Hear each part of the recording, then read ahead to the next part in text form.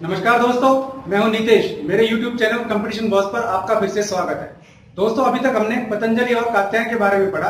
आज हम देखेंगे महेश्वर सूत्रों के बारे में। तो चलिए आइए चलते हैं क्लासरूम की तरफ। तो दोस्तों, आज हम पढ़ेंगे माहेश्वर सूत्र।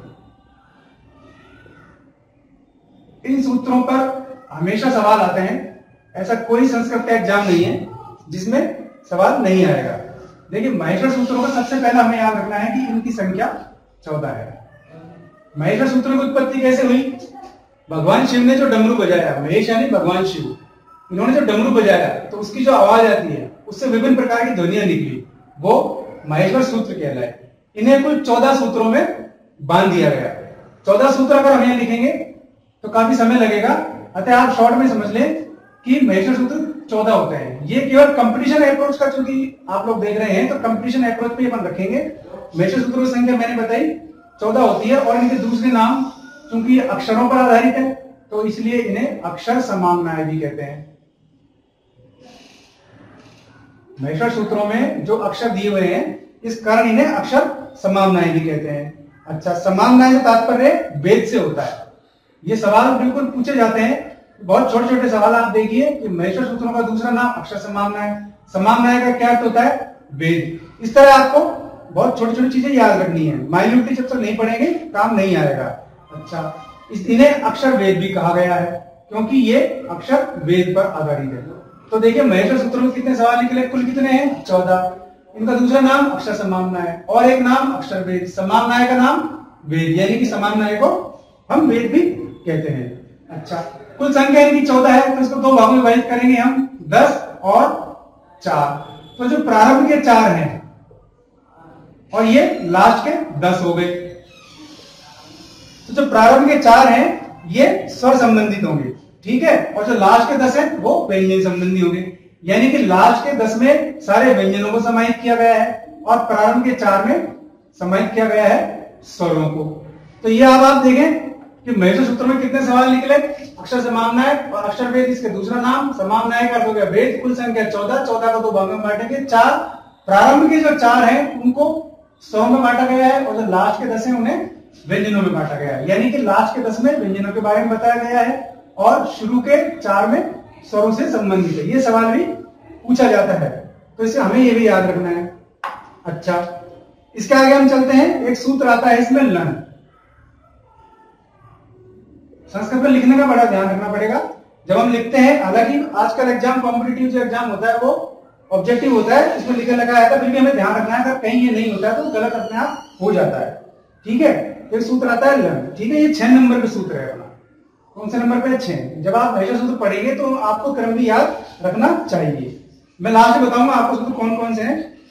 तो ये 6 नंबर का सूत्र है। इसमें लय की भी इत संज्ञा होती है। महेश्वर सूत्रों में हमेशा अंतिम की इत संज्ञा होती है। अंतिम यानी जैसे इसमें ये अंतिम है, क्योंकि इसमें हलंत लग रहा है तो इसकी इत संज्ञा हो जाएगी, लोप हो जाएगा। इसमें केवल लय बचना चाहिए। ये नियम है कि जब हलंत के बाद इत संज्ञा हो जाती है तो उसका लोप हो जाता है और उसके बाद ये अक्षर बचना चाहिए। लेकिन ये एक सूत्र ऐसा है जिसमें इसकी भी इत संज्ञा हो जाएगी, यानी कि ये भी खत्म हो जाएगा। अब इसमें बचा क्या, ये हमें देखने की बात है। तो सीधी सी बात है, इसमें 2 संज्ञाएं एक साथ होती है। ठीक है, तो केवल हमारे पास ये बचेगा, हलंत लगा हुआ। ठीक है। अच्छा, अब देखते हैं हम इनका कि सभी व्यंजनों में जो आकार लगा होता है। दोस्तों, स्वरों में तो आकार होते ही है, लेकिन व्यंजनों में तो ये आपको देखने को मिलेगा। बस इसमें एक चीज ध्यान रखनी है हमें कि व्यंजनों में आकार की उत्पत्ति क्यों होती है या आकार क्यों दर्शाया जाता है? केवल उसके उच्चारण के लिए। ये कहां होता है? व्यंजनों में। स्वर ऐसे बंधा हुआ है इसलिए अपन उसको पूरा बोलेंगे। व्यंजनों में ऐसे बंधा हुआ नहीं है, लेकिन उच्चारण के लिए हम उसका ए का उपयोग करेंगे। जैसे ल तो हम कितना ही बोले लेकिन अ की ध्वनि आएगी ही। ठीक है, ये स्वर और व्यंजन का बहुत मूल भेद मैंने आपको बताया। दोस्तों, हम पढ़ रहे हैं महेश्वर सूत्र। अच्छा, इसमें महेश्वर सूत्रों में एक वर्ण आता है ह। देखिए, है का उपदेश। मैं आपको उपदेश के बारे में बताऊंगा कि उपदेश भी क्या है। उपदेश जो त्रिमुनि हुए हैं उन्होंने जो भी कुछ कह दिया वो सब उपदेश कहलाया। यानी कि उनकी बात को बिल्कुल अक्षरशः शब्दशः सही माना गया और वो कही गई बात ही उपदेश कहलाई। तो यहाँ एक वर्ण आता है ह। ठीक है दोस्तों। अब ये है वर्ण, इसका कितनी बार आया है? 2 बार है, इसमें 2 बार आया है। कुछ ही वर्ण है जो 2 या 3 बार आए हैं, जिनका आवृत्ति रिपीट हुई है। तो है वर्ण 2 बार आया है। एक तो आया है ये वेरेटे में,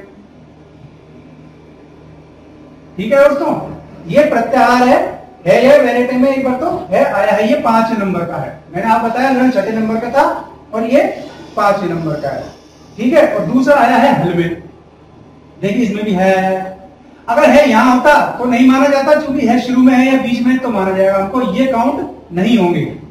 तो है एक यहां आया, एक यहां आया, तो है की उत्पत्ति कितनी बार हुई है? 2 बार। तो प्रत्याहार। तो दोस्तों आज के लिए बस इतना ही। यह जानकारी आपको कैसी लगी कमेंट बॉक्स में जरूर लिखें। अगर आपको यह जानकारी पसंद आई तो आप इसे लाइक करें और अपने दोस्तों में शेयर भी जरूर करें। और अगर मेरे चैनल आपको पसंद आया तो इसे सब्सक्राइब करना ना भूलें। ऐसी किसी उपयोगी जानकारी के साथ फिर मिलते हैं अगले वीडियो में। तब तक के लिए नमस्कार।